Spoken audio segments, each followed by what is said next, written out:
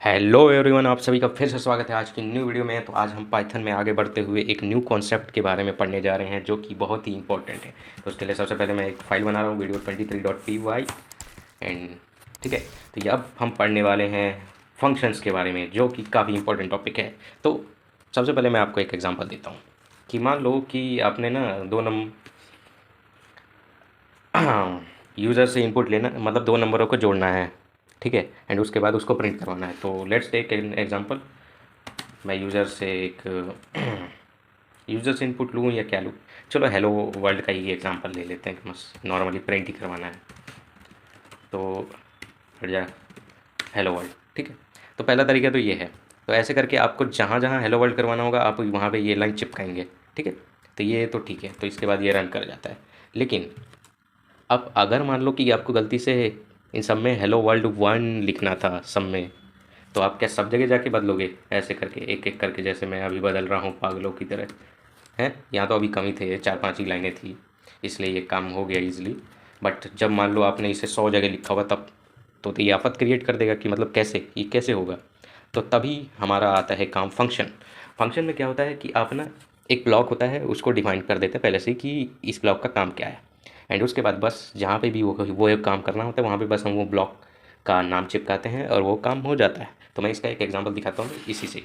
तो हमें फंक्शन बनाना है तो डिफाइन लिखना होता है एफ, और इसके बाद हेलो फंक्शन, मैं इसका नाम दे देता हूँ। आप कुछ भी नाम दे सकते हैं, मैं ये लिख रहा हूँ। इसके बाद ये लगाना है पैरेंथेसिस, एंड उसके बाद कोलन लगा के बस ये प्रिंट की स्टेटमेंट में उठा के ले आता हूँ, एंड बस ये बन गया आपका फंक्शन तैयार।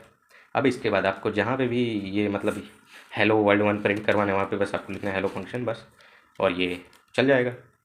तो अब अगर मैं इसी को मान लो मैंने इतनी बार प्रिंट करवा दिया तो ये सब में आ गया। अब मान लो मुझे वन मैंने गलती से लगा दिया था, तो मुझे बस वन यहाँ से हटाना है और उसके बाद दोबारा से रन करूँगा तो बस सब में से वन हट गया, कहीं पे भी वन नहीं आ रहा।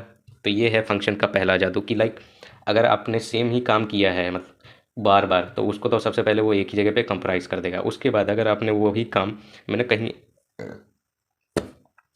एरर हो गया है, मतलब आपसे लिखते वक्त या कुछ भी सिंटेक्स एरर, तो वो आपको बस मेन जहाँ पे आपने फंक्शन डिक्लेयर किया है, जैसे ही मैंने यहाँ पे किया है, तो यहाँ पे जाके आप जैसे ही चेंज करेंगे वो ऑटोमेटिकली जितने भी जगह पे फंक्शन कॉल हुआ है, इसे फंक्शन कॉलिंग कहते हैं ये जो है। तो फंक्शन कॉल करने के लिए आपको फंक्शन का नाम और उसके आगे बस ब्रैकेट लगाने होते हैं, वो पैरेंथेसिस लगाने होते हैं और आपका काम हो जाता है, मतलब फंक्शन कॉल हो जाता है, ठीक है।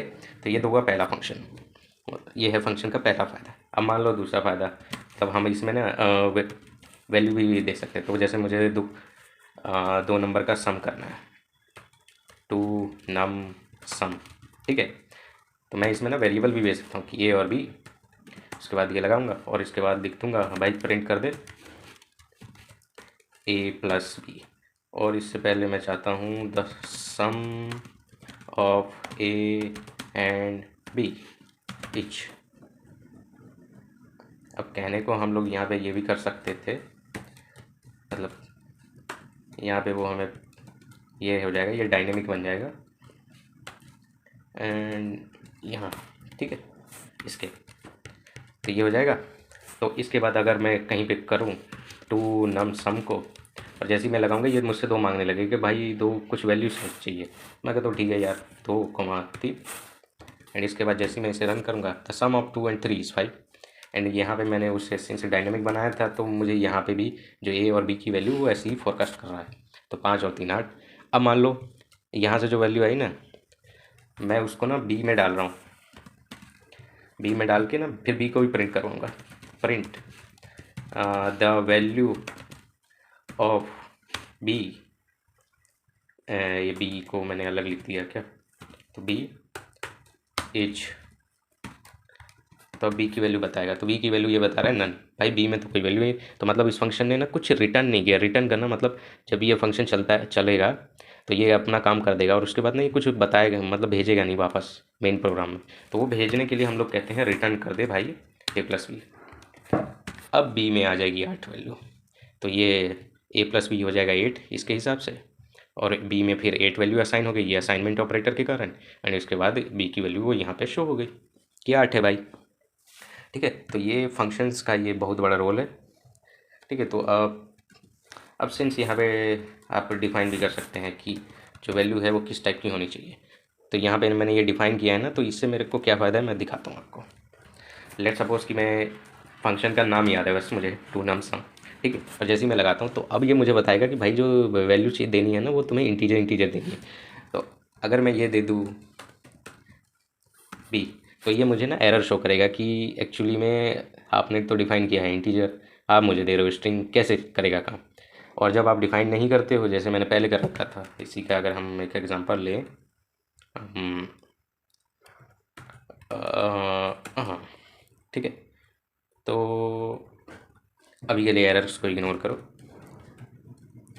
तो जब मैंने ऐसे नहीं किया था, मतलब डिफ़ाइन नहीं किया था कि ए और बी किस टाइप के हो सकते हैं, तब ये ना कुछ भी कोई भी वैल्यू एक्सेप्ट कर लेते और आपको कोई एरर नहीं आता। लेकिन अब एरर आएगा क्योंकि आपने यहाँ डिफ़ाइन कर दिया कि ए इंटीजर ही होना चाहिए और बी भी इंटीजर ही होना चाहिए। तो ये यहाँ पे एरर देना शुरू कर चुका है, वो कह रहा है कि आपको एरर होगा। और ये देखो यहाँ पे ना ये बता भी रहा है कि ये फंक्शन है, इसमें दो ये पैरेंथेसिस के अंदर जो भी ये लिखा रहता है ना, ये सारे वेरिएबल्स होते हैं, मतलब पैरामीटर्स। ये हम आगे आने वाली क्लासेस में मैं डिस्कस करूँगा कि लाइक ये क्या है, ए बी क्या है, तो इन्हें पैरामीटर्स बोलते हैं एक तरीके के। वो सब अभी ध्यान नहीं देते, अभी हम मेन क्वेश्चन। तो यहाँ पे है हमारे पास एक वेरिएबल है ए और एक है बी। तो ए और बी की हमें वैल्यू देनी है जो कि इंटीजर टाइप के होंगे। और इसके बाद जो ये एरो दिखा रहा है ना, तो ये तो बता रहा है कि ये जब फंक्शन चलेगा उसके बाद ये ना इंटीजर वैल्यू कुछ रिटर्न करेगा आपको, ठीक है। तो अगर मैं यहाँ पे अब इंटीजर ही डाल देता हूँ, तो इंटीजर डालने के बाद ना ये एरर देना बंद कर दिया इसने बस। तो ये दिखा दिया 1 और 2 का सम 3 है, ओके। एंड वहीं पे अगर मैं इसे बना देता अभी स्ट्रिंग बन जाती, तो ये एक्चुअली में काम कर गया है, लेकिन ये कंपाइलेशन एरर है वो, मतलब मेरा इंटेलिजेंस बता रहा है और वो पाइथन पाइथन भी बता रहा है कि एक्चुअली में आपने प्रॉब्लम करी है। तो वो हम लोग यहाँ पे थ्रो कर सकते हैं कि अगर इंटीजर ना हो तो ये काम ना हो, ठीक है। तो आई होप आप लोगों को पाइथन में फंक्शंस कैसे काम करते हैं, फंक्शन को डिफ़ाइन कैसे किया जाता है, फंक्शन को कॉल कैसे किया जाता है, फंक्शंस में वैल्यूज़ कैसे पास करी जाती हैं, ये आपको समझ आया होगा, ठीक है। हम लोग एज अ वेरिएबल भी वैल्यू पास कर सकते हैं, तो ऐसा करता हूँ मैं, वो भी आपको करके दिखाई देता हूँ, 2 मिनट ही लगेगा, ठीक है। तो मैं यहाँ पे सी में 5 डाल देता हूँ और डी में 10 डाल देता हूँ, ठीक है। और यहाँ पे अगर आप सी कोमा डी भी लिख के देंगे वो भी चल जाता है।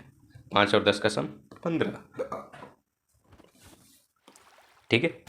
तो ऐसे करके आई होप आप लोगों को फंक्शंस का सब कुछ समझ आ गया होगा। तो आज के लिए बस इतना ही, मिलता हूँ मैं आपसे नेक्स्ट वीडियो में। सी या बाय।